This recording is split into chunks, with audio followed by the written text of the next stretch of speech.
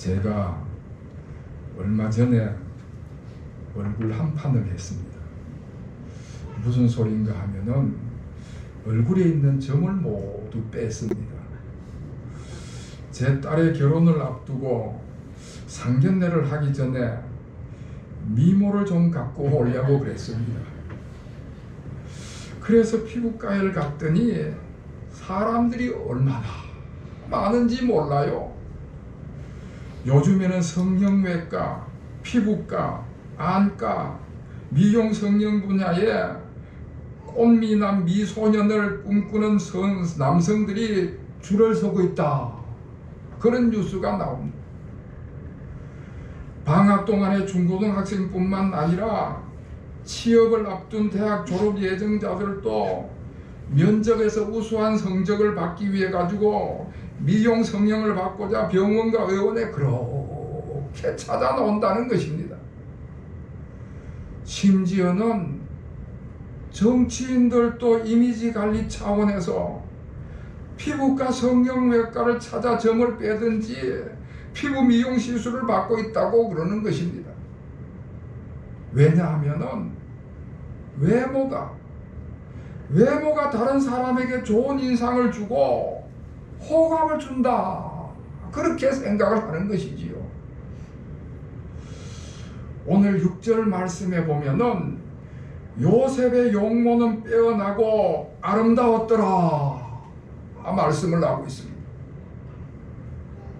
요즘 흔히 쓰는 말로 하면은 요셉이가 꽃미남이었다, 그렇게 되는 것입니다. 자, 그런데 여러분,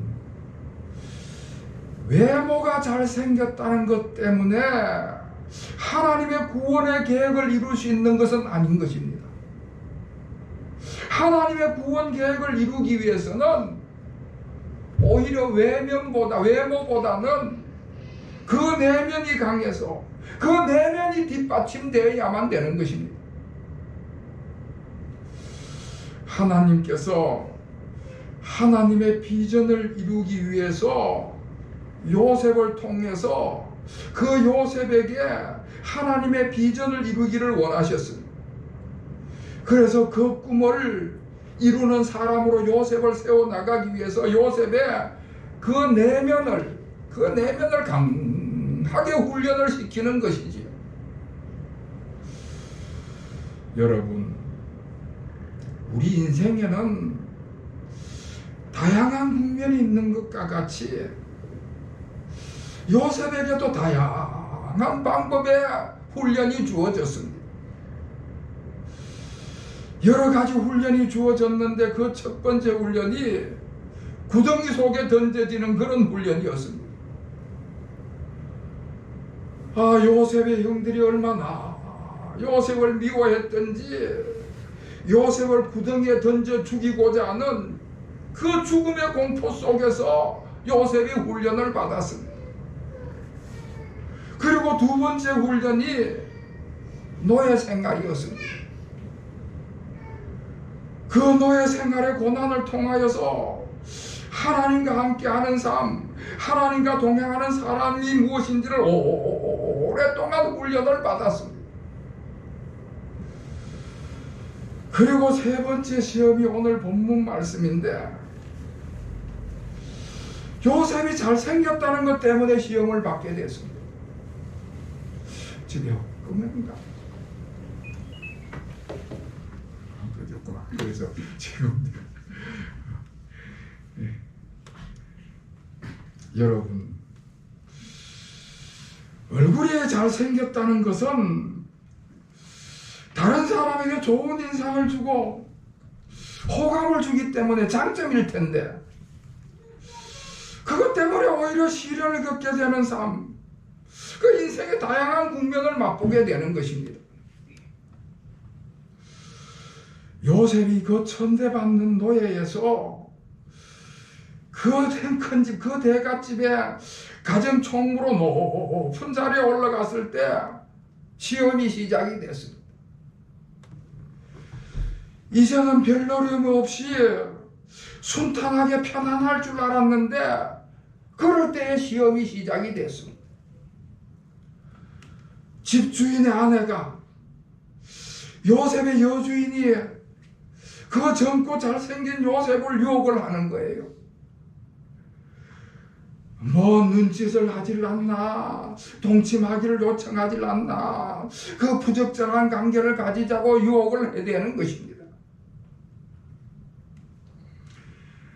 서양 속담에 사계절을 지나보고 결혼을 해라 하는 그런 이야기가 있습니다. 여러분, 남녀가 서로 만나가지고 서로 눈이 맞아서 사귀기 시작을 하면은 페로몬이라는 화학 신호가 발산이 되고 옥시토신이라고 하는 호르몬이 활발하게 분비가 돼서 아주 로맨틱한 감정이 생겨난다는 거예요. 그런데 그런 로맨틱한 감정은 몇 달 정도밖에 안 간다는 것이지. 다시 말을 하면은 두뇌의 화학작용이 일어난다든지 그 옥시토신이라는 호르몬이 발생한다든지 이러한 것들은 진정한 사랑이 아니고 정욕이라는 것입니다. 남녀가 만나가지고 금방 눈에서 불꽃이 튀고 그런다고 해서 곧바로 결혼을 하게 되면 실패를 하게 되는 그가 흔하니까 사계절을 지나면서 차츰차츰 그 사람이 어떤 사람인지 서로 알아봐야 된다 하는 이야기를 하는 것이지. 요셉의 여주인이 요셉을 유혹했는데 그 요셉에게 강한 그 감정은 진정한 사랑의 감정이 아니었습니다. 젊고 잘생긴 남자에 대한 정욕이었고 두뇌의 화학작용이 일어남으로 생긴 충동적인 그런 감정이었습니다. 이와 같은 일시적이고 충동적인 정욕으로 그 여주인이 요셉을 유혹을 하는 것입니다. 다시 말해서 사탄이 그 여주인의 감정을 충동질내서 요셉을 시험을 한 것입니다. 아마 여주인의 유혹을 받았을 때에 요셉에게도 두뇌의 화학작용은 일어났을 것입니다. 요셉은 젊으니까 더 강하게 일어났었겠죠. 혈기가 왕성한 젊은 청년이니까 충동적인 정욕을 절제한다는 것은 뭐 쉬운 일이 아니었을 것입니다.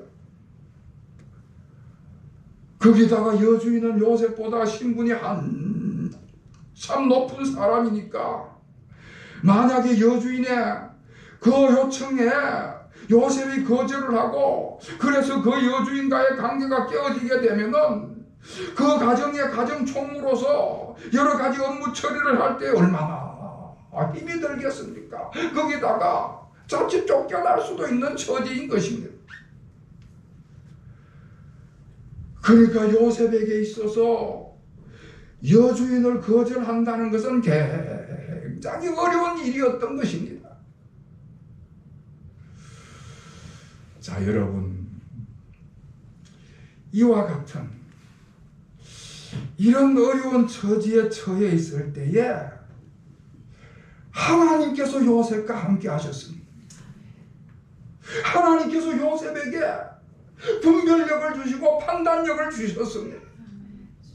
하나님께서 요셉에게 용기를 주시고 절제하는 마음을 주셨습니다. 그래서 그 거절하기 어려운 여주인의 유혹을 요셉이 아주 단호하게 거절을 했던 것입니다.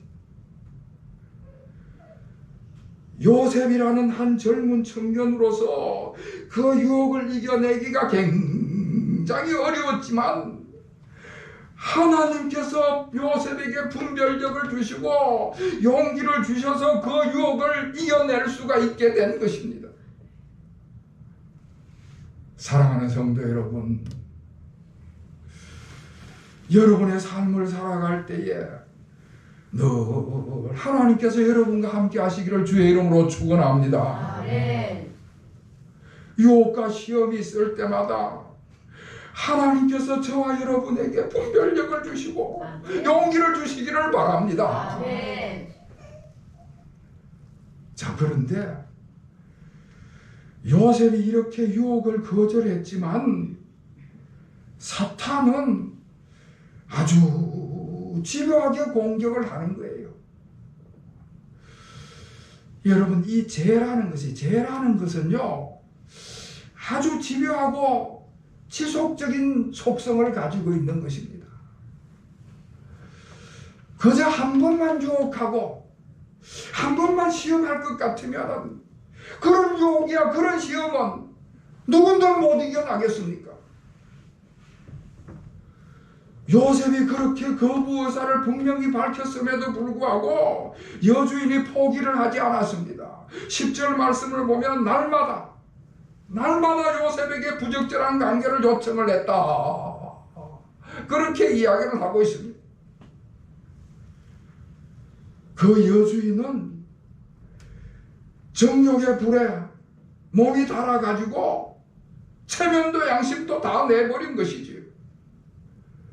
오직 자신의 정욕을 채울 생각만 가득 차서 날마다 요셉에게 요청을 했습니다. 요셉이 그 가정의 총무니까 매일 여주인은 그 안채에 들어가서 여주인을 만나야 하고 가정 살림살이 여러 가지를 의논도 하고 지시도 받고 그래야 되는 처지인데, 그런데 만날 때마다 유혹을 했습니다. 그러던 어느 날이었는데 안채에 들어갔더니 일하는 사람이 한 사람도 안 보이는 거예요. 그 안채에 한 사람도 없고 그 여주인하고 요셉하고 단 둘만 있는 그런 환경이 만들어진 것입니다. 여러분, 사탄은, 이 마귀는 언제든지 은밀한 환경을 만들어 가지고는 비밀스럽게 죄를 짓도록 만드는 것입니다.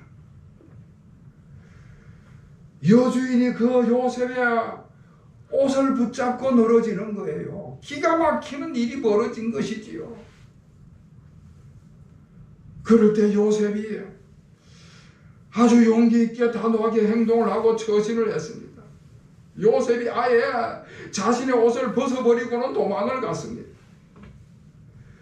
자신의 신앙 원칙과 순결을 지키기 위해서 옷을 벗어버렸습니다. 그러니까 수치스러운 벌거벗은 몸으로 도망을 간 것입니다. 그랬더니 그 여주인이 이제는 마음을 바꿔서 이제는 오히려 요셉을 모함하기 시작을 하는데, 지금까지의 그 정욕이 정오와 미움으로 변해가지고는 지금까지 그 정욕이 사랑이 아니었다는 것이 드러나는 것입니다. 자기가 하려고 한 제약된 행동을 요셉이 했다고 다 뒤집어 씌웠습니다. 뻔뻔하게, 교활하게 거짓말을 해서 요셉을 모함하고 자기의 남편에게도 거짓말로 요셉을 모함을 하는 것입니다. 여러분, 이 젊은 청년 요셉이 어떻게 그 어려운 유혹과 시험을 이겨낼 수가 있었을까? 그 방법이 뭘까? 오늘 성경 말씀은 우리에게 그 방법을 말씀해 주고자 하는 것입니다. 여러분, 9절 말씀을 우리 다 같이 읽겠습니다. 9절 시작. 이 집에는 나보다 큰 이가 없으며 주인이 아무것도 내게 금하지 아니하였어도 금한 것은 당신뿐이니 당신은 그의 아내이니라. 그런즉 내가 어찌 그 큰 날을 행하여 하나님께 죄를 지으리까. 아멘. 내가 어찌 이 큰 악을 행하여서 하나님께 죄를 지으리까? 내가 어찌 큰 악을 행하여 하나님께 죄를 지으리까? 요셉이 그 어려운 유혹과 시험을 이겨낸 것은 어떤 상황 속에서도 하나님을 떠올리는, 하나님을 기억하는 것이었습니다. 어떤 상황 속에서도 하나님을 떠올리는 거예요. 자신은 하나님과 함께하는 사람이고 하나님의 뜻이 자신의 통하여서 이루어진다는 것을 늘 의식을 하고 삶을 사는 것이지요. 하나님의 뜻을 세상에 이루기 위해서는 어느 한순간도 어떤 상황 속에서도 하나님을 잊어버리지 않겠다, 그런 의식을 가지고 있었던 것입니다.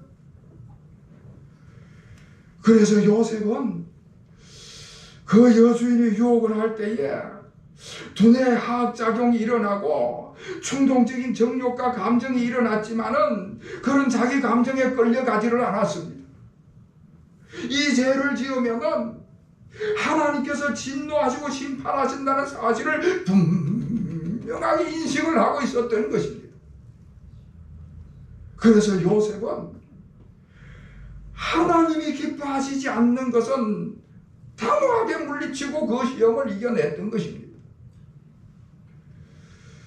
요셉은 하나님께서 자신과 늘 함께 하신다는 사실을 믿었습니다.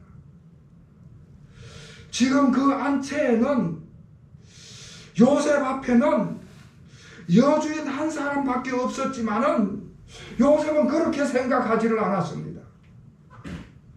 그 안채에는 여주인 한 사람밖에 없었지만은 요셉은 그 여주인뿐만 아니라 하나님이 요셉 자신 앞에 서 계신다, 그렇게 생각을 했습니다. 하나님이 내 앞에 서 계시는데 내가 그 하나님 앞에서 어떻게 죄를 지을 수가 있냐, 그런 의식을 가지고 그런 믿음을 가지고 있었던 것입니다. 어떤 신학자는요, 우리의 신앙과 우리의 인격은 혼자 있을 때 가장 잘 드러난다, 그렇게 이야기를 합니다. 무슨 소린가 하면은 우리가 다른 사람과 같이 있을 때는, 그러니까 여러 사람들과 같이 있을 때는 여러 사람들의 눈이 있기 때문에, 그리고 자기 체면이 있기 때문에, 혹은 창피해 갖고 죄를 못 짓는데 아무도 없이 혼자 있을 때, 그럴 때 죄를 쉽게 짓는다는 것입니다. 요셉은 하나님께서 그와 함께 계시고 자신은 늘 하나님 앞에 서 있는 사람이라고 의식을 하고 살았습니다. 하나님이 보고 계시기 때문에 죄를 지을 수가 없었고, 그래서 그 유혹과 그 시험을 다 물리칠 수가 있었습니다. 할렐루야. 아멘. 그리고 요셉은 하나님의 뜻에 순종해서 그 시험을 이겨냈습니다. 여러분, 지금 이 요셉에게 있어서는 여주인의 뜻도 굉장히 중요한 것이지요. 주인 대 주인이니까 자기에게 명령을 하고 지시를 하는 그런 사람이니까 그 여주인의 뜻도 요셉에게는 굉장히 중요한 것입니다. 그러나 그 여주인의 뜻이 아무리 그 자기에게 중요해도 하나님의 뜻보다 더 중요하다, 그렇게 생각하지를 않았습니다. 서로 여주인의 뜻에 불순종을 해서 그 여주인과 인간관계가 나빠지고 여주인과 적이 될 수 있을지는 모르지만은, 그러나 하나님의 뜻에 불순종해갖고 하나님과는 적이 될 수가 없다. 하나님께서는 복을 주시는 분이시고 하나님께서 꿈을 성취해 주시는 분이시기 때문에 하나님의 뜻에 순종할 수밖에 없었습니다. 사람을 가까이 하는 것보다 하나님과 가까이 하는 것이 더 중요하다는 것을 알았기 때문에 하나님께 순종하고 하나님과 가까이 하는 것을 택한 것입니다.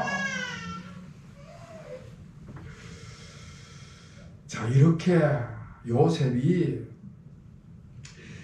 그 한 집의 가정 총무로서 자기에게 닥쳐오는 유혹을 다 이겨내고 그 모든 시험에 성공을 했습니다. 여러분, 오늘 요셉이 당한 이 유혹과 이 시험의 성공은 무엇을 의미하는가 하면은 요셉이 앞으로 자신의 꿈을 성취할 수 있는 또 하나의 자격에 합격을 했다 하는 것을 의미하는 것입니다. 그러니까 앞으로 장차 요셉이 애굽의 총리의 대신의 자리에 오르게 될 텐데 그럴 때 닥쳐올 유혹을 미리 한번 겪어보는 것입니다. 물질의 유혹, 권력의 유혹, 이성의 유혹, 온갖 유혹이 닥칠 터인데 이런 닥쳐올 유혹들을 이겨낼 수 있는 시험에 합격했다. 그런 합격 증서가 주어지게 되는 것입니다. 이렇게 하나님께서는 요셉과 함께 하셔서 요셉에게 분별력과 판단력을 주시고 그 어려운 유혹과 시험을 이기는 넘치는 용기를 주셨습니다. 할렐루야. 네. 사랑하는 성도 여러분, 오늘날 우리가 살아가는 시대가요 아주 세속적이고 반기독교적인 요소가 너무나 많이 산재되어 있습니다. 어쩌면 오늘 본문의 요셉이 당하는 그런 유혹 정도가 아니라는 것이지요. 음란한 문화, 향락 문화, 부정부패가 많은 한 그런 문화 속에서 우리가 지금 삶을 살아가고 있습니다. 이런 상황 속에서 우리 그리스도인들이 순결하고 거룩한 삶을 살기란 너무나 어렵다는 것이지요. 이런 세상 속에서 우리 그리스도인이 어떻게 하면은 순결하고 거룩한 삶을 살아갈 수 있을까? 다른 방법이 없습니다. 우리가 세상을 살아갈 때에 하나님이 나와 함께 계시다는 사실을 분명하게 기억하는 방법밖에는 다른 방법이 없습니다. 하나님께서 복을 주시는 분이시고 하나님께서 꿈을 성취하게 하시는 분이라는 사실을 믿는 방법밖에는 다른 방법이 없습니다.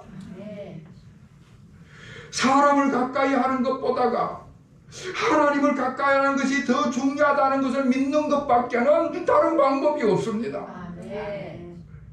그래서 그 하나님의 뜻에 우리가 전적으로 순종을 하는 것입니다. 그럴 때 우리 하나님께서는 우리에게 분별력을 주시고 용기를 주실 줄로 믿습니다. 아멘. 그럴 때 우리가 온갖 유혹과 시험에서 승리하며 삶을 살 수 있도록 하나님께서 분별력을 주시고 담대한 용기를 주시는 것입니다. 아멘. 사랑하는 성도 여러분, 부패하고 타락한 세상 속에서 우리가 겪는 어떤 유혹과 시험에도 넘어지지 않고 넉넉히 이겨가시는 우리 모든 교우들이 되시기를 바랍니다. 아멘.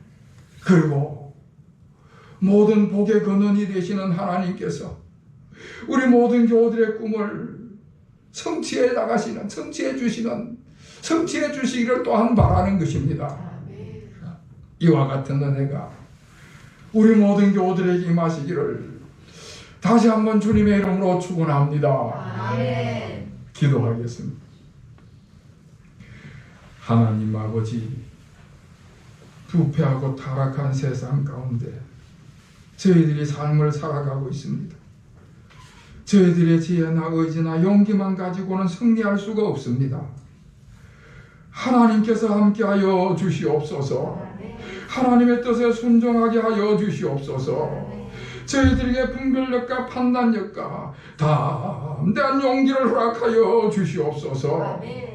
그래서 이 세상 속에서 저희들이 거룩하고 순결한 삶을 살아서 우리 모두가 승리하는 삶을 살게 하여 주시옵소서. 아멘. 예수 그리스도의 이름으로 간절히 기도하옵나이다. 아멘.